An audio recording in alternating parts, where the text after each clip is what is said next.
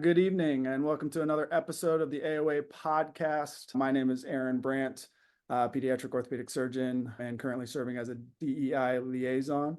And I'm joined by two awesome guests to discuss DEI and our initiatives with a specific focus on allyship today. And we're going to revisit last year's meeting, which was Allyship in Action. So I've got Professor Bethany Adams. She is Associate Director of Marketing and Strategy at Villanova in the Human Resources Department for graduate programs, and has an extensive experience in the business world, and brought that to our DEI forum this last session.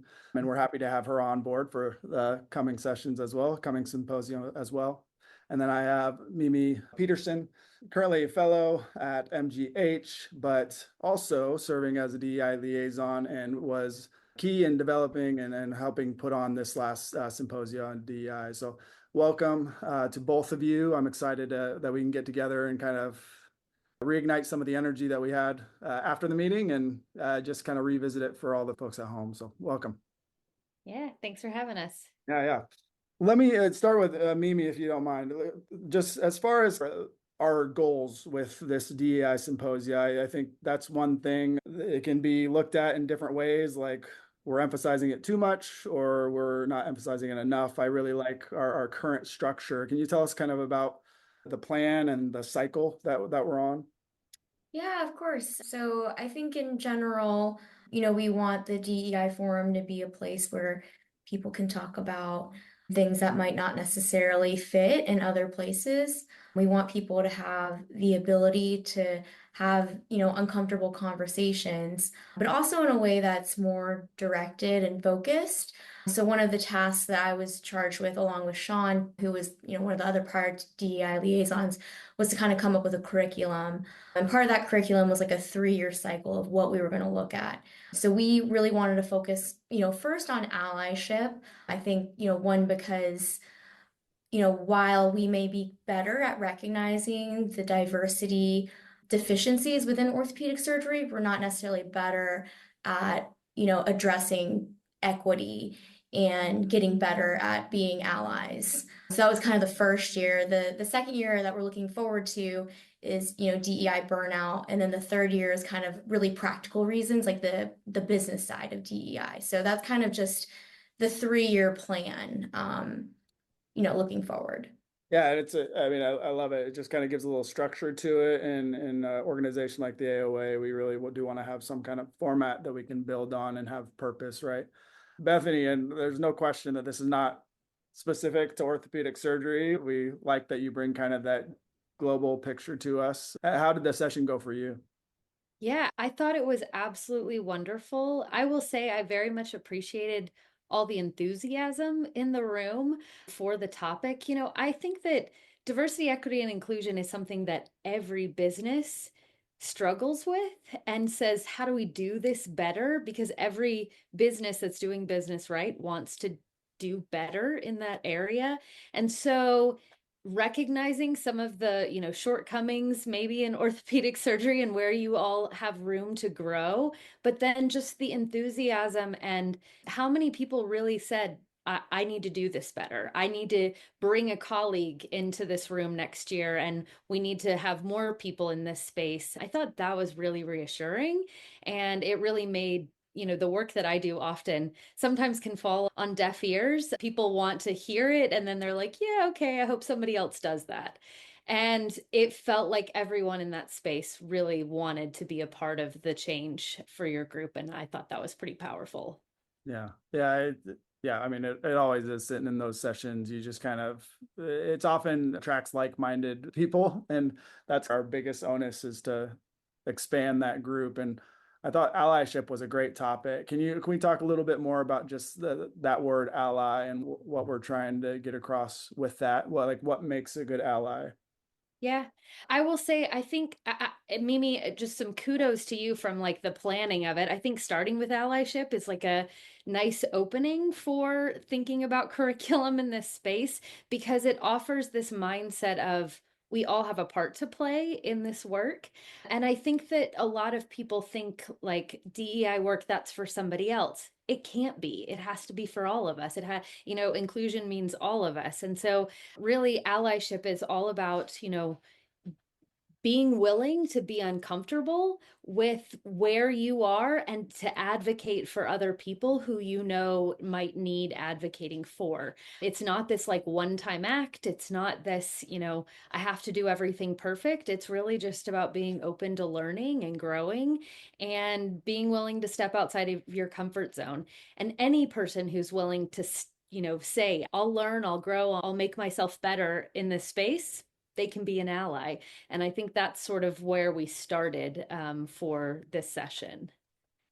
Yeah, I love that. One of the things that I really learned from the meeting too, and in the discussions, was that you don't have to be like a perfect person or like have a perfect understanding of, diversity, equity, inclusion, or even, any of these terms. You just have to be someone who's open-minded and willing to advocate for someone. Yeah, and I would even say advocate that it's so active, and some people are just like, why should I do this? I would say just being aware. I think we work with so many different people, and that's been one of my biggest onus is just paying attention, because my background, who I am, is very different from everybody else. That doesn't change. I still have to be able to teach and to support and to work with so many different people. So it's still everybody is doing these things and has to be conscious. And I love that, be comfortable with being uncomfortable. It's no one wants to do it, but it's our job. I mean, in business and all these different realms, like that's the nature of it. That's how you grow. That's how you kind of succeed. I think too that, we often think that like it allyship is this, it's something giant, it's something big. I have to do these like giant acts. Nope. Sometimes it's just showing up, right? And oftentimes it's those little things over and over again that can provide the most monumental change. And so, to your point, Aaron, like we all come from very different perspectives and points of view. That's the whole purpose, right? Is, getting more diversity in the space so that we can actually build better teams and have better ideas and more innovation. And so it's using our own unique perspective to advocate in a way that's powerful. So, Yeah.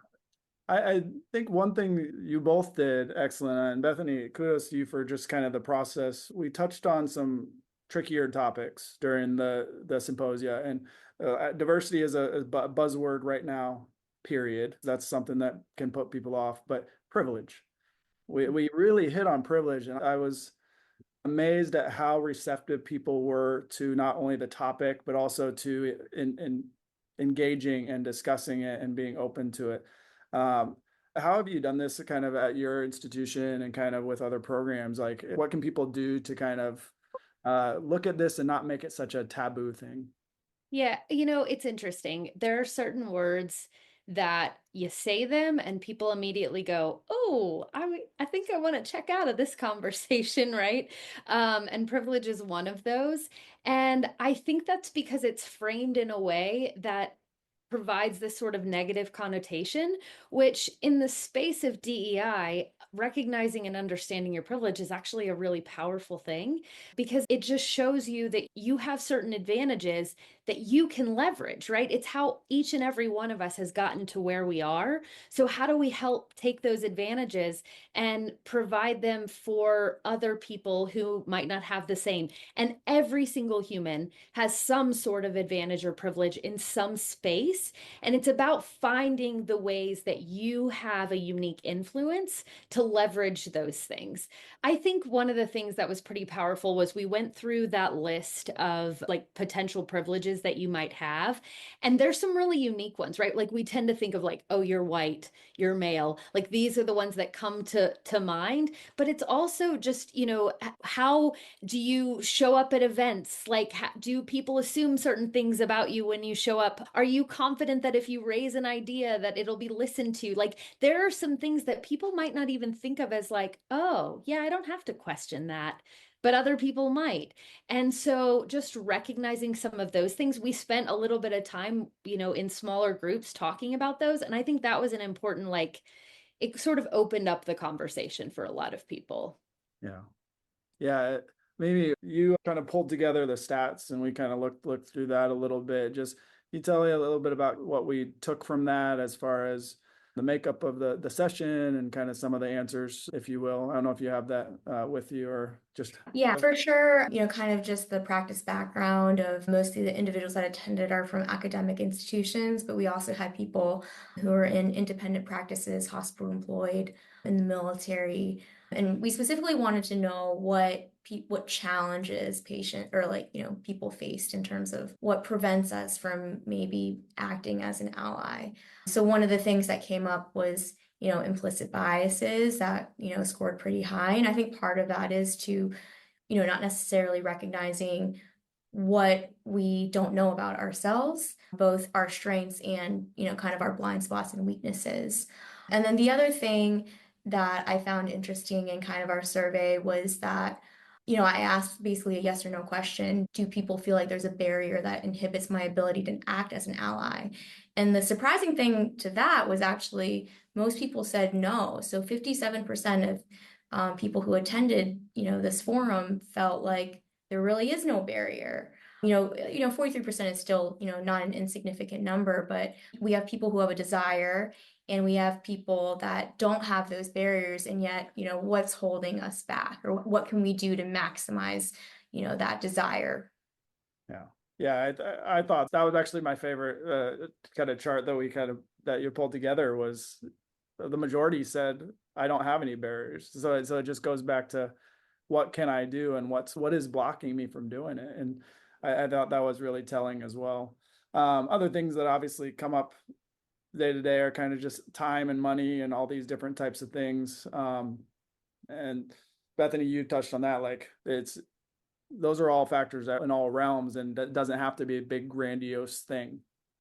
Yeah. One of the things that I very much appreciated, so Dr. Maria Bagstrom, who was a part of our conversation and our fireside chat during this, she talked about some of the ways that she's been able to advocate and kind of get funds for some of these efforts. She works as a professor of medicine at Washington University, and I think that a lot of her experience was really, it really resonated with many of the people in the room, given that she's sort of in the work right now as well. She knows how hard it can be to get funding for some of these things. And she really talked about, building teams and getting lots of people to rally around certain ideas that can be really monumental.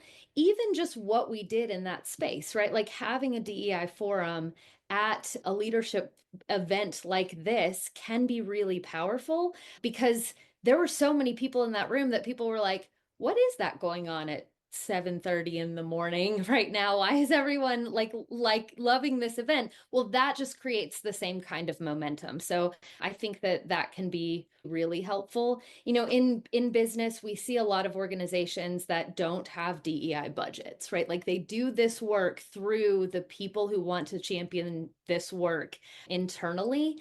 And oftentimes it takes very small steps, like putting together some ERG groups and having employees kind of rally together. And then they're like, oh, there's momentum over there. Maybe we should throw some budget at that and find ways that they can advocate. And also that then leverages new innovation. So when we see good things coming out of those groups, then you get more funding. So yeah, I think that's one thing that I feel like the future, we don't really know kind of the nature of kind of some of these organizations and how we're going to be able to promote them. But those are great, like quick little tools that you just brought up. And we do have some resources that we are putting together, and we'll probably have it posted with this if we can, and can organize that together as well. So everyone, there we are. We'll try not to leave you hanging with just another conversation, and have some actual things, some clickable items for you.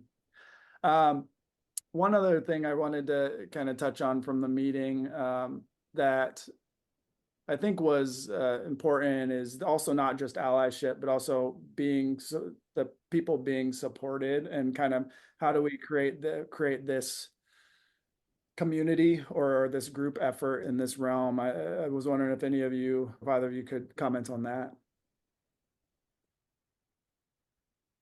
So, it's interesting when we think about it. I don't think that allyship can't be an individual act, right? Like it's not, it can be, I should rephrase. I can do something individually to be an ally, but allyship really takes hold when it's done in communities, people who want to gather together. One of the things that we did in this meeting was sort of like the second table discussion, if I'm kind of putting it together in my mind, was around the actions that we can take. And so we spent some time talking about, as a group, like what things should we be working on, each individually, but then as a whole of the people who were in that room, what things can we do to leverage our privilege, to leverage our experiences in order to create momentum for this movement and this work.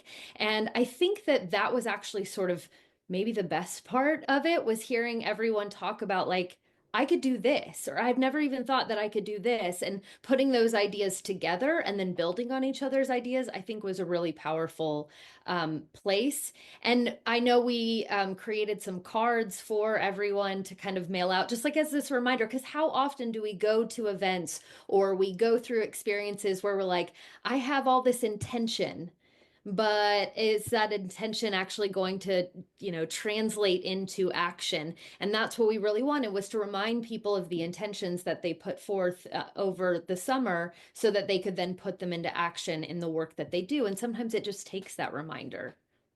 Yeah, I actually really love that idea of doing the cards, Bethany. Like, thank you so much for thinking of that, because I think it helps kind of reignite and remind us of, those conversations and the energy that we had. And it's something that we can, carry forward and almost relive too. And yeah, going back to what you were saying, Erin, your question about like community, I think having these conversations like this at, like the AOA meeting, for example, it brings like leaders in orthopedic surgery together so they can have these conversations, and then hopefully that can kind of trickle down to their various respective institutions. I think that there's other organizations out there, there's ways to connect online, but certainly the best way to really find support in these is to find like-minded individuals that can also be your ally in learning how to be an ally. So it's all kind of positive feedback. Oh, I love that flip. I love that flip you just did there, because it is. It's almost in that way. There's an odd privilege to working in this realm, and in the same end, allies have trouble making action out of fear of doing something wrong, right? So there's almost there's something advantageous about that. Is like, I'm not gonna lie, there's sometimes I know I can trap people, or when they say something wrong, I'm like, oh, I got them. Like now they're uncomfortable and I have the upper hand. So I love that kind of flip. Like we have to also be ready to help the allies and help them feel, kind of get through that and learn. I love that. I will, just as a point too, I'll add, I've worked with a lot of people in the DEI world, like in the business DEI world. And there is a lot of people who get, and that, this goes to your curriculum for next year, of they get very burned out on this work, right? Because it can feel sometimes like there's not momentum happening, there's not change. Change is very slow in this space. And it's not always linear either. Like sometimes you go around in a few circles before things move forward.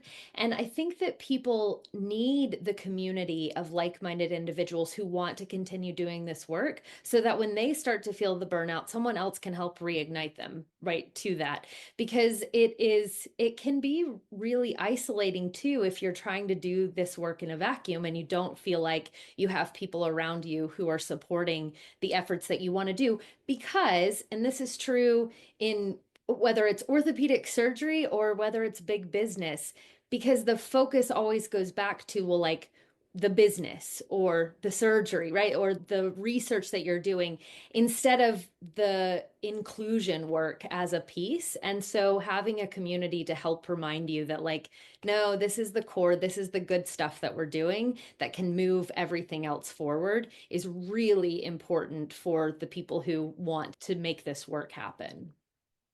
Yeah, I love that.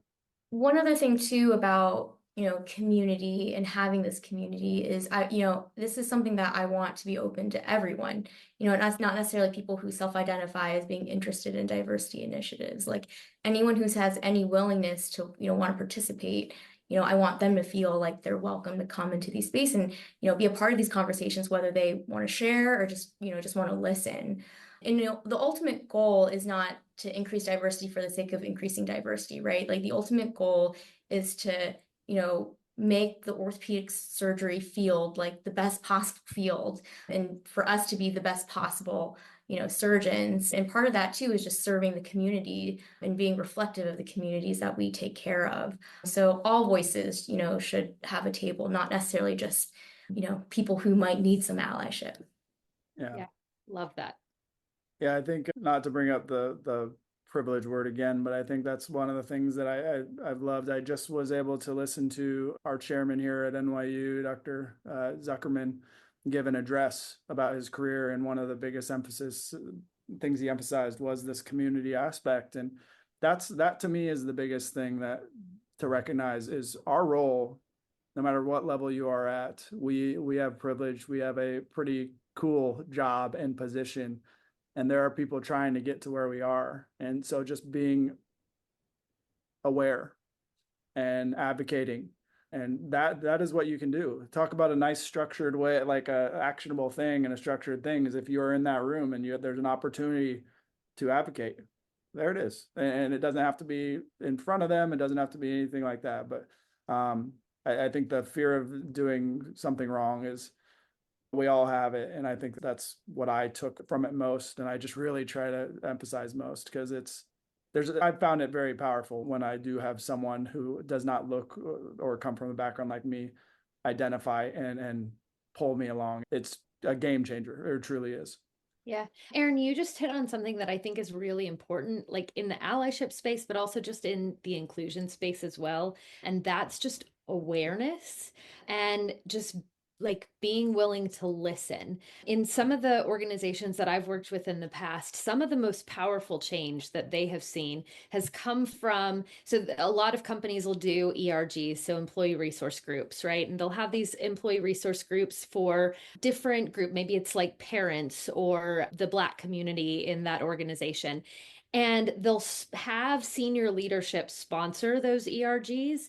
And some of the best movement I've seen is when a senior leader who's not a part of the ERG sponsors an ERG and just shows up at the meetings and just listens. And just by listening, right? So if you're not a parent, I'm not a parent, so I'll use that as an example. If I'm not a parent, it's really hard for me to know the challenges of parents in the space that I sit. How could I possibly know and understand the challenges that they face or the things that they're dealing with if those aren't the things that I personally deal with? And so just by showing up and sitting in the space, I become more aware of challenges that I might never have ever considered.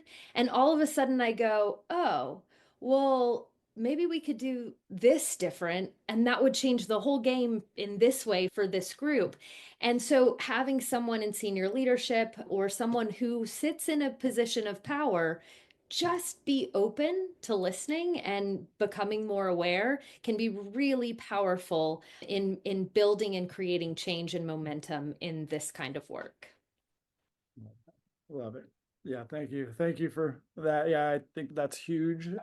Just going off of that, but as we kind of wrap things up, are there any things that actionable tips that we took from the session or any favorites that you guys had? I've got mine, so I've already got one in my head, but anything that you remember just so we can leave them with something active? Yeah, I remember, one of the participants had mentioned, it was just something small, but it was like a sticker on someone's water bottle that supported this organization that, uplifts a certain, community of people.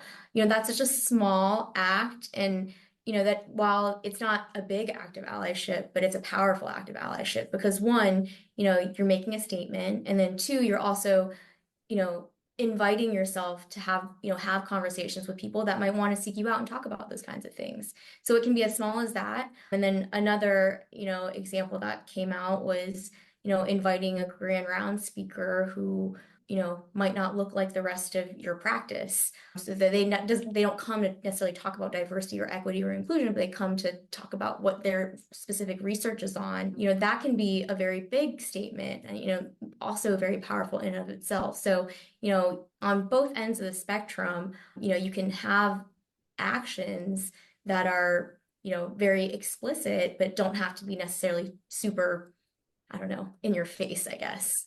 Yeah. No, I love that. Yeah. So Mimi, if anybody has Dr. Peterson as a grand round speaker, she does not want to talk about diversity. Yeah. Bethany. So this, I feel like my example is going to be a downer, but then I'm going to bring it back up, I promise. But it wasn't necessarily my favorite moment in the session, but it ended with like a moment that I loved. I got a question during the session. You guys might remember this, that someone was like, well, what if I work in a state where diversity is illegal and we can't do any of this work and it's illegal to do this work? And my answer to that is always, because I get that question sometimes in conversations, is inclusion will never be illegal, right? Like it's just not. And like you still have to better your business and you still have to support the people who are a part of the work and your employees and your staff and all of the people who are coming after you. And that's inclusion. And so that work will never be illegal. And so finding the way to best support all of your people, it will always work. Well, so the person who asked that question came up to me after the session and they said, that answer, inclusion will never be illegal, is my new like power line when I go back. And they were like, I'm going to use it all the time. And anyone who tries to, take down this work and this momentum, I'm going to use it in that way because I loved how you framed it. And that to me was this really positive moment of like, so often I think we get stuck in challenges. Like someone's going to throw a challenge at you. Oh, this is illegal in my state. Maybe not that grand of a challenge, but there's little things that just come up and just being, like having some momentum, some being armed with some ways that you can think differently or get someone else to think differently can help change the momentum for this work. And so that was actually one of my favorite things at the end of the session that came out of a moment that I was like, oh, I hate this question, but I'm glad it gave you momentum for later. I love that line. That looks like that's a shirt that I want. Inclusion will never be illegal. Yeah, T-shirt. it might be a good phrase to have on a shirt right now. Yeah, I almost don't want to even follow that because I love that closure. But I think the last thing that I took and we kind of hit on multiple times during the session was just asking. So not only just listening, but if you have a question, if you want to know how someone wants to be addressed, if you aren't sure how someone took an interaction or a situation, ask. Like we are all people and that's part of this job. And it's something that I'm working on every day. And I thought that I don't remember who brought that up and mentioned it, but I think that's just a nice, easy one-on-one thing that you can do to build relationships and this interdependence if you will. So awesome. I love this. Thank you for joining me tonight and revisiting this. This is exactly what I thought would happen. I'd get energized again, and hopefully people who listen to it will also feel that. Any kind of closing thoughts on the session? And just to follow up on your thing about asking, like, ultimately, allyship is a practice, and I think it's okay to make mistakes along the way and to learn from them. And I think it's okay to like extend grace to like, ourselves or to other people as we kind of all go through this journey. So I love that point about asking, Erin. I think it's so important and, it involves a degree of vulnerability too. Like, oh, I'm not maybe very knowledgeable in this area. Can you enlighten me? So love that. Yeah. Yeah. And I would just say, I'm really excited for the next session. I think that understanding how challenging this work can be and how it can personally impact, like, there's sort of a DEI burnout, like that people and society and cultures are sort of like, all right, we've been talking about that for a while. Can we stop? But there's also an individual DEI burnout when you do work that's hard, when you allow yourself to be uncomfortable and say, I don't know this, or can someone help me learn this? That can burn you out too. And so I think it'll be really powerful for a lot of people who have been working and want to move this work forward in your industry to kind of share in that and kind of learn from that in our next session. Yeah, I mean, it gets brought up every time we do a symposia like this, the burnout side. So to have an entire session based on it, we hear you, we feel you, and we're excited to bring that to everybody. So I'm looking forward to that at the next AOA meeting. So again, we are going to pull the postcards and try to get those sent out to the people who had them. We do want those to be little reminders to everybody. And yeah, look out for the next session that will involve the good Bethany Adams and Dr. Peterson as well. But thank you both for your time again. This was great, and we will see you soon. Thank you. Thanks, Aaron.